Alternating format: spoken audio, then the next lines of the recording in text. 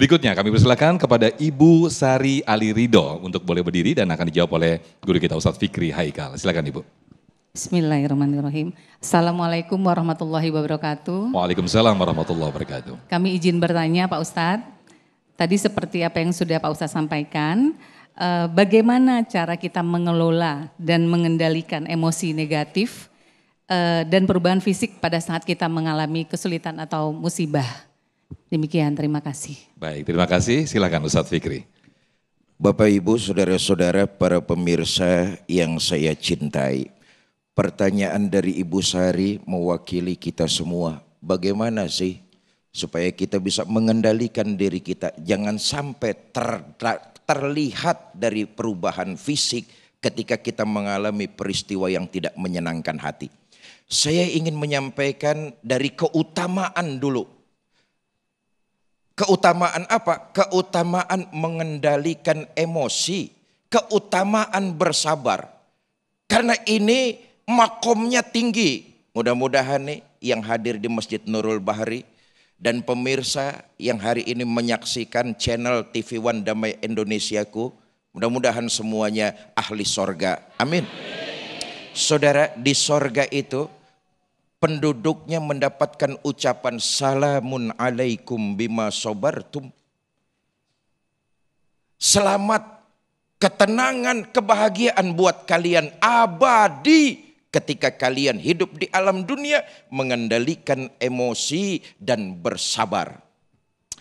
Satu hari baginda kita Nabi besar Muhammad sallallahu alaihi wasallam, beliau tersenyum. Kenapa? Dalam majlis dilihat sahabat Sayyidina Abu Bakar As-Siddiq radhiyallahu anhu dimaki-maki orang. Abu Bakar dimaki-maki. Kenapa Nabi senyum?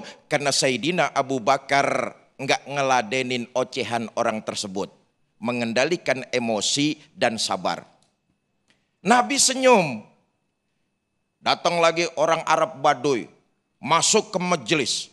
Nyaci maki lagi sahabat Abu Bakar As-Siddiq.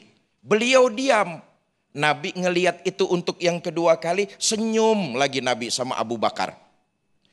Yang ketiga masuk orang mencaci maki Sayyidina Abu Bakar As-Siddiq. Mulai nggak karu-karuan 3 kali bro. Sekali bisa gua maklumin, 2 kali masih bisa gua wajarin, 3 kali gua kemplang loh. Manusiawi. Mendapat caci makian yang ketiga, Sayyidina Abu Bakar As-Siddiq radhiyallahu an emosi. Ketika melihat Sayyidina Abu Bakar emosi, Nabi pergi meninggalkan Sayyidina Abu Bakar. Abu Bakar terkejut, pucat wajahnya, khawatir nggak karu-karuan. Oh, sahabat tuh kalau Nabi pergi, gelisahnya bukan main waktu itu tuh. Melihat baginda Nabi keluar dari majelis, buru-buru Sayyidina Abu Bakar As-Siddiq nyamperin Nabi. Ya Rasulullah, kenapa Tuhan pergi? Kenapa?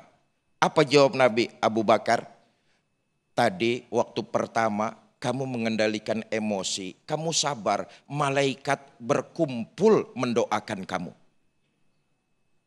Yang kedua, kamu dicaci maki lagi, kamu sabar, kamu kendalikan emosi. Makin banyak malaikat yang berkumpul mendoakan dirimu.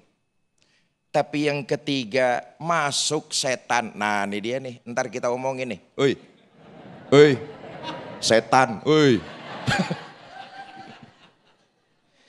Yang ketiga, kamu terpancing emosimu Abu Bakar. Malaikat pergi, yang ganti, yang ngumpul adalah iblis laknatullah. Saya keluar, saya enggak mau bergabung dengan makhluk yang dilaknat oleh Allah Subhanahu wa taala. Nah, Bu Sari, bagaimana cara kita mengendalikan emosi? Ayat yang tadi di fiti-fiti sudah dijelaskan. Wal kaziminal ghaidz. Hendaklah mengendalikan emosi. Belajar sabar mengendalikan emosi, enggak simsalabim abragedabra. Tahu-tahu bisa, tahu-tahu sabar, tahu-tahu muka tetap enak dilihat. Enggak juga, ini prosesnya panjang. Tapi begitulah kita diajarkan dalam Islam. Supaya kita tidak terdampak, hati kita lapangkan dulu.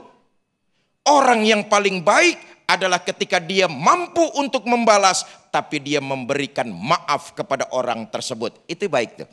Orang yang paling baik ketika dia berkuasa, dia mampu untuk membalas, tapi dia memberikan maaf atas kesalahan orang tersebut. Nah, stepnya adalah lapangkan hati kita, kendalikan emosi. Mengendalikan emosi itu bukan berarti mengubur emosi, enggak. Emosi itu perlu dipelihara. Dengan emosi Indonesia bisa menjadi bangsa yang merdeka. Emosi itu, kenapa? Ketidakadilan, ketidakpuasan, dihina sebagai sebuah masyarakat, bangsa dan negara. Kita rakyat Indonesia bangkit terbakar emosinya. Kita bebas, merdeka dari penjajah. Yang disuruh adalah mengendalikan. Karena itu bertahap berikan maaf kepada mereka yang menyakiti kita. Lalu berusahalah untuk tetap tidak terjadi apa-apa di antara ibu dan mereka.